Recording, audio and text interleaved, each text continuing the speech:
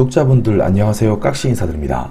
시청자분들께는 최근에 영상을 자주 못 올려 죄송하다는 말씀 올리고요. 매번 그렇듯이 느리지도 빠르지도 않게 꾸준히 업로드 될 수 있도록 할 테니 앞으로 잘 지켜봐 주시면 감사하겠습니다. 그리고 지난번 이 달러 영상에서 몇몇 분들의 이 성화 같은 관심으로 저 깍시는 다시 한번 우리나라 국민들의 경제 수준, 이 경제지식 수준을 다시 한번 이야기 되었습니다. 달러가 이 원화랑 동조해서 움직인다는 등 이 사실과 무관한 소리는 제발 안 했으면 좋겠고요. 서로는 이 정도로만 하고 오늘의 주제에 대해 본격적으로 이야기를 해볼까 합니다. 한국 경제 쇼크. 10월에 수출 증가율이 무려 15% 하락. 부제로는 향후 한국 경제는 이 땡땡 한다 이렇게 설정해봤고요. 땡땡은 뒤에서 이야기를 좀 하도록 할게요. 사실 이 한국 경제에 대해서 좋은 소리 하는 분들 많이 없죠. 이 쇼크니 그리고 이 마이너스니 희망은 없다 이런 대중의 분위기가 쏠린 상태이지만 과연 앞으로 이 한국 경제에 그런 흐름이 계속 나오게 될까? 이 부분에 대해서 본격적으로 이야기를 해볼 것이고요. 이 본격적으로 영상을 시청하기에 앞서서 구독과 좋아요 한번 눌러주시고 시작하도록 할게요. 깍시가 이 최근 뉴스를 들고 왔습니다. 한국 수출이 마이너스 14.7% 감소했다고 하면서 이 3년 만에 역성장 위기를 맞고 있다. 그리고 2010년 1월 마이너스 19.6% 이후로 가장 큰 것이다 라고 언급을 하는데요.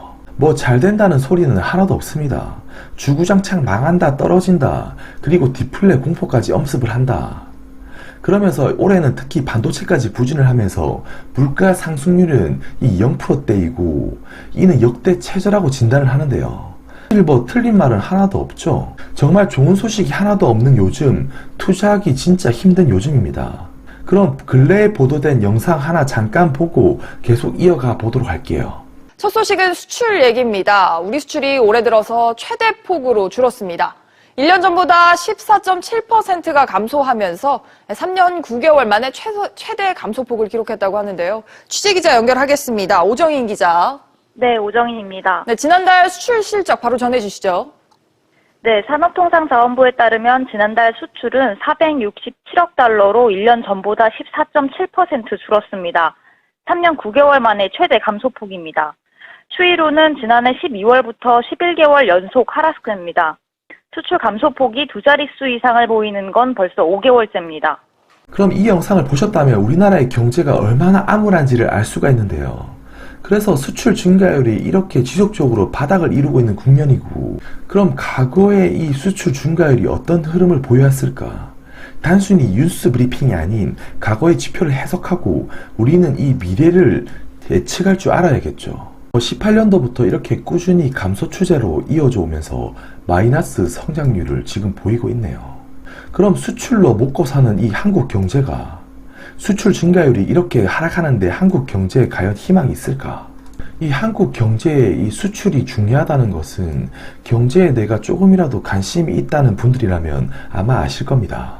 그래서 이 수출 증가율의 이 중요성을 언급하기 전에 이 코스피 차트를 제가 들고 왔는데요. 이 99년도와 00년도 이 수출 증가율이 이렇게 반등을 할 때 코스피 지수가 반등을 하고요. 그리고 2002년도부터 2004년 수출 증가율이 반등을 할 때 이 코스피 지수가 이렇게 반등을 합니다. 그리고 05년도 이후 수출 증가율이 이렇게 지속적으로 플러스 국면을 이루고 있을 때 코스피가 이렇게 반등을 하고요. 그리고 리먼 파산 이후에는 수출 증가율이 이렇게 지속적으로 하락을 할 때에는 코스피 지수는 이렇게 장기 행보를 만들게 되는데요. 최근 상승장으로는 2016년부터 시작된 수출 증가율이 반등을 할 때 코스피가 이렇게 장기 행보를 탈출하여 반등을 하기도 했습니다. 그리고 2018년에 수출 증가율이 이렇게 하락을 하면서 다시 코스피는 이렇게 바닥을 기게 되는데요. 그래서 이런 걸 보게 되면 우리나라에서 이 수출 증가율이 정말로 중요한 거구나 이렇게 생각을 해볼 수 있고요. 수출 증가율이 이렇게 반등을 하게 되면 코스피도 이렇게 반등을 한다 이렇게 생각을 해볼 수 있습니다. 그래서 수출 증가율과 이 코스피의 방향을 이 동일하게 움직이는 것을 가리키는 만큼 투자할 때 이런 지표를 모니터링하는 것이 상당히 중요하다고 생각되기 때문에 이런 지표를 제가 들고 왔습니다. 그래서 저 깍시의 영상을 구독하시면 그냥 주기적으로 이런 지표를 모니터링해서 향후 전망까지 이야기할 터이니 구독자분들은 구독하셔서 시간 날 때마다 한 번씩 그냥 보는 것만으로도 아주 큰 도움이 되리라 생각을 합니다. 그래서 최근 제가 달러 영상에서도 언급을 했지만 원화 가치가 최근 급하게 상승을 했고요. 그런데 이런 원화 가치의 흐름이 또 왜 중요하냐면 달러 대비 원화 가치가 이 수출 중과율에 약간 선행해서 움직인다는 것입니다. 이 파란색 선은 참고로 우리나라의 수출 중과율을 나타낸 것이고요. 빨간색 선은 이 원달러를 나타낸 것인데요. 그러니까 이 빨간색 선이 상승을 하면 원화 가치가 이렇게 가치가 상승했다. 반대로 이렇게 하락을 하면 원화 가치가 하락했다. 이렇게 해당이 되고요. 그러니까 여기서 보려고 하는 게 뭐냐면 이 원화 가치가 상승을 하게 되면 수출 중과율이 반등을 하더라. 뒤따라서 반등을 했다. 이걸 말씀드리고 싶은 것이고요.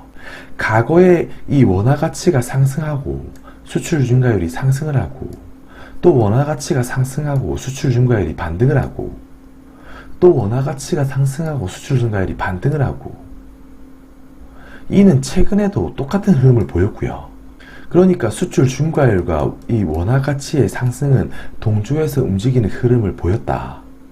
그럼 제가 하나 질문을 드려볼게요. 원화 가치가 최근에 이렇게 반등을 하기 시작하는데 앞으로도 쭉 반등을 한다면 수출 중과율이 반등을 할까요? 아니면 더 깊은 나락으로 이렇게 하락을 이어가게 될까요? 그럼 뭐 우리나라뿐만 아니라 중국은 어떻게 될까요?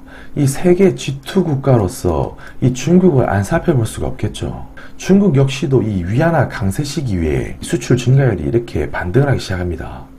그래서 이 최근에 이 위안화 강세가 더 이어지게 된다면 이는 곧 이어서 중국의 수출 증가율도 반등이 될 수 있다 이렇게 생각을 하는 것이고요. 뭐 이런 흐름이 다음 주, 내일, 모레, 뭐 다음 달부터 급하게 이렇게 쫙 이렇게 움직이는 게 아니라요.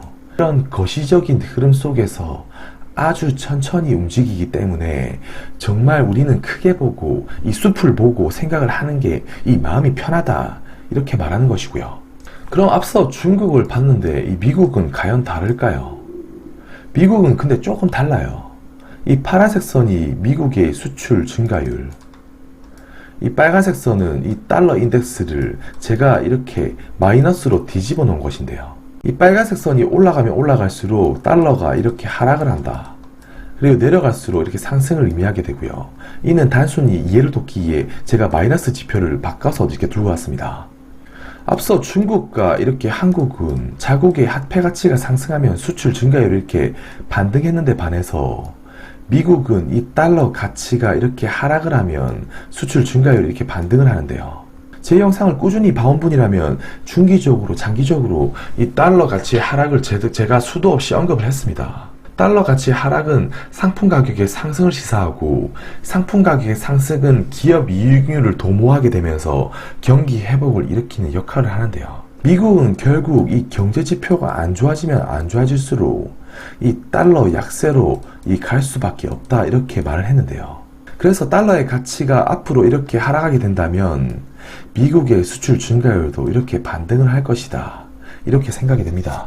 그래서 이 달러의 방향성은 이 투자를 하는 데 있어서 그 방향을 예측하는 데 있어서 매우 중요한 요소라고 생각이 들고요.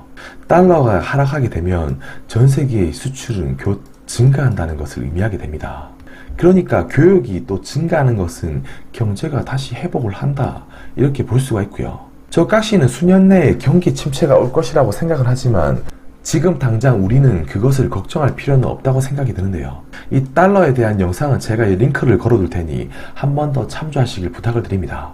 그래서 이 달러의 상승률이 둔화되고 이렇게 앞으로 하락하게 된다면 원화가 강해지고 이는 유로와 위안화, 루피라고 해서 다르지 않다는 것이고요. 이렇게 된다면 전 세계적으로 이 수출 증가율이 다시금 이렇게 반등을 할 수가 있어요. 그래서 저 깍시는 이 한국 경제에 대한 비관론이 현재 최고조를 이루는 요즘이지만 나는 여전히 이 원화 가치가 현재 바닥을 이루었거나 바닥에 가까웠다고 생각을 하는 것이고요. 그래서 이 원화 가치가 다시금 반등하게 된다면 수출 증가율이 반등을 하고 이는 경제 회복으로 이어질 수도 있다 이렇게 생각을 합니다. 그래서 이런 수출 증가율의 반등은 채권 금리의 상승을 도모하게 되는 것이고요. 과거의 역사를 보더라도 이 수출 증가율의 반등과 이 채권 금리의 상승은 아주 밀접한 연관성을 띠게 있고, 수출 증가율이 이렇게 반등을 하게 된다면 채권 금리도 상승을 할 수 있다. 이는 또 반대로 말하면 안전자산이 아닌 이 비안전자산으로 이 돈이 흡수될 수도 있다, 이렇게 생각을 하고요. 그래서 과거 2016년과 똑같은 시나리오가 다시금 펼쳐질 수도 있다고 생각을 합니다. 마지막으로 깍시 정리 노트입니다. 뉴스에서 수출 증가율이 16년 6월 이후로 마이너스 14.7%로 가장 최저치를 나타냈다고 언급을 했고요. 다만 2016년 1월에도 그때가 가장 코스피의 바닥이었듯이 지금 오히려 가장 어두울 때 빛이 날 수도 있다. 그리고 오히려 가장 어두운 시기가 반대로 생각해보면 가장 빛이 날 수 있는 시기다, 이렇게 생각이 들고요. 다만 오늘 내일 이 거시지표는 정말로 이렇게 천천히 움직이기 때문에 조급하지 말라고 말씀을 드렸습니다. 수출 증가율이 왜 중요하냐면 이는 코스피의 방향과 똑같았다. 그래서 중요하다고 지금 언급을 드렸었고요. 그리고 최근 이 세계 경제의 바로미터를 할 수 있는 원화 가치의 상승은 이 수출 증가율의 바닥을 가리키는 것이 아닌지 이 조심스럽게 저깍시는 전망을 합니다. 달러의 중요성은 지겹게 제가 말씀을 드렸고, 향후 최소 5년 이상 달러 약세장에 출현될 수도 있다고 달러 영상에서 많이 언급을 했습니다. 안 보신 분들은 그 영상을 한번 참조를 부탁드리고요. 한국 경제 비관론을 좋아하는 분들이 들으면 제 이야기가 아주 개떡같이 들릴 수도 있으나 근거를 가지고 한번 댓글 달아주시면 저 또한 마음 도움이 될 것 같습니다. 그리고 5번째, 이 수출 증가율의 반등은 이 채권 금리를 상승시켰고, 이는 안전자산으로의 이동 신호를 가리켰다는 것이고요. 저깍시는 수년 내에 이 세계 경제 침체가 올 것이라고 생각은 하지만 아직은 현재 그럴 걱정을 할 시기는 아니다라고 생각을 합니다. 그래서 저는 이 수출 증가율이 곧 반등을 할 것이라고 생각을 하며, 이는 전 세계 경기를 일시적으로 다시 회복을 시켜줄 것이라고 생각을 하고요.